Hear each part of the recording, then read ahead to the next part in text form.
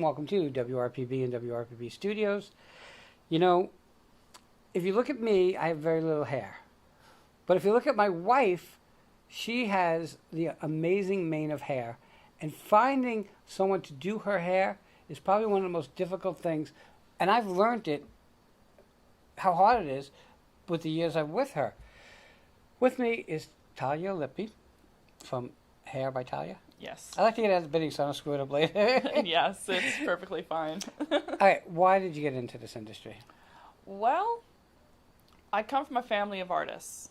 Okay. My grandfather was retired military. He was in the Navy. And when he got out, he decided to start making clothing. He started with bathing suits and dresses, among many other things. And I always fell in love with the fact that his clothes were so amazingly beautiful. They were so well done and they lasted for years. And then it kind of carried on because when his brothers, I guess, had retired from the military as well and decided to follow suit, they joined him in that endeavor. And so they decided to make men's clothing, some men's shirts, and they also loved to gamble, so they incorporated like cards that you play poker with, and then the chips and everything into the decor of the shirts. Oh, how cool. So it was really, really cool and very well done. And so that was really wonderful. And then my father, who is a doctor, is an osteopathic sports medicine doctor, and he loves to paint on the side. And so he kind of, being around that, got me interested into art. So between my father, who's a doctor, my two uncles who are engineers and love to sculpt and love to work with wood and love to play around with electricity and hopefully not get shocked in the process. I have been there. And my aunt who can sing. So you can see that artistry runs in my blood. Right. And if you don't understand, making clothes, that's an art. Hair, art. Okay, those things are art. So don't think, just because you're talking about, well, she's in hair. She's got two parts from her family. You got the artistry of the making clothes within your blood, and hair is about fashion, as is clothes. It is. And what's really ironic about all of that is I can't sew or sing to save my life. I get to not singing, and I'm pretty sure I get to not sewing, and I hate to iron, but that's a whole nother story. Yeah.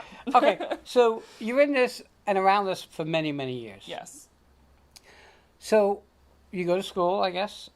We have to go to school in the state of Florida for, I believe, 1,200 hours. It was that when I first started going to school, and then it's been 14 years, so I'm not sure if anything has changed since then. But every single state in the U.S. has a different demographic, has a different set of rules and regulations as to how long we go to school for. But in the state of Florida, it's approximately 1 year. However, for me, I graduated about a year and a half later because 4th of July party happened and I got hit in the head with a bottle rocket. Oh, that's not good. And I caught it in my left hand, which you won't be able to see today, unfortunately, but I do have burns on all four of my first four fingers, and I do have hidden scars all down my hand. So, with all that being said, I couldn't work and do hair while going to school. So I had to take time off, and I do mostly book work until my hand healed. And so I wasn't able to graduate with my schoolmates. You know, I was in a fire, so I get the burns. I had it on my feet, and I couldn't really walk, so I kind of get that. But everything came together a year and a half later, but it came together. Is there different courses for different things within cosmetology? Yes. We each have a certain list of how many haircuts we have to do and how many colors we have to do. And the coloring includes a single process color or highlighting, bleaching the whole head altogether and then toning it to the color that the client wants, and even just adding multiple colors at the same time. So you're coloring the hair and then you're adding highlights on top of that. So each of us have a certain list of how many items we have to accomplish throughout that year, but we also have separate teaching for that as well. In hair school, I only had 2 days of clipper cutting, and I was not prepared for it at all. I did not know what I was doing with this piece of machinery, and my husband was not, like, he was and he wasn't a guinea pig at the same time. And so what I did was I actually made friends with the barber instructor, and he helped me to gain more confidence in what I was doing. He would stay with me after school, and then I also had talked to my husband to finally letting him be my guinea pig, so that I was able to learn what to do. Now, I'm a very visual learner, so I watched also a lot of videos, and that I found really, really helped me to nail down what I was doing wrong and how to do better. But you got your license, and everything that I hear uses the word meticulous when it comes to you, okay, including from you.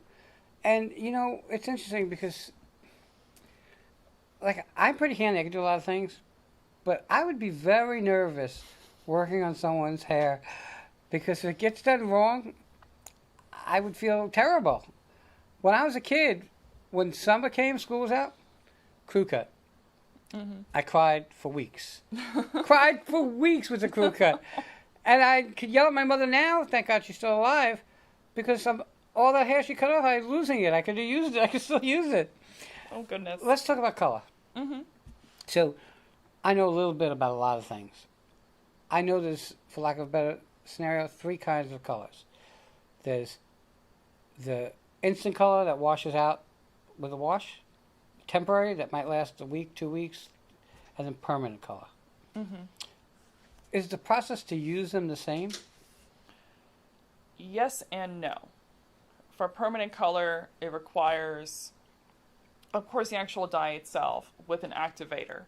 And the different levels, there's, as of now, which is more of the most popular, up to 4 levels that one can use in activators to mix with the hair dye. So you have a 10 volume, which acts like it's basically turns a permanent color into almost like a toner, almost like a temporary color, because it's not lifting the dye. Okay. It's just kind of depositing it into the follicle, but it's not going to go very far into it.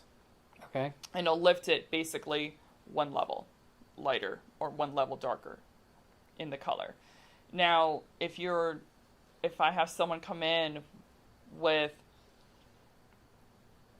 say, like a level 7 hair, which is essentially like a medium to dark blonde, and someone wants to go level 10, which is almost like a bleach blonde, I would be able to put a level,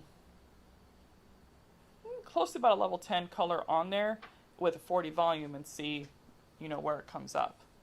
Okay, so, I'm going to say this because I think this is an important piece. You could go to the store and buy yourself hair dye, and then when it comes out orange, you're going to end up going back to Talia anyway.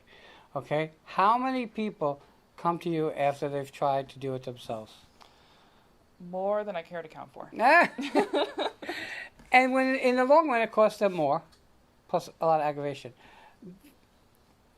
One of the trends now, which gets me, and I can't figure, is young girls dyeing their hair gray. Yes. From someone who actually has gray hair, I understand the struggle that a lot of women go through. It makes perfect sense to me why they would want to do that. It still is a mind blower to myself why that is suddenly becoming a trend. A lot of that is becoming a trend because the grays are coming in faster than they would like. I earned all these grays. These are mine. They go with my wrinkles.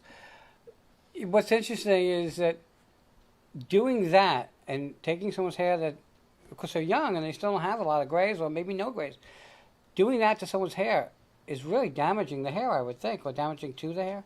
Yes, depending on how dark the hair is. For someone whose hair is as dark as mine, yes, it is a process. Your hair will be orange. You'll look like Bill's little clown for quite some time. Until we're able to get your hair light enough to almost be as white as your basic wall.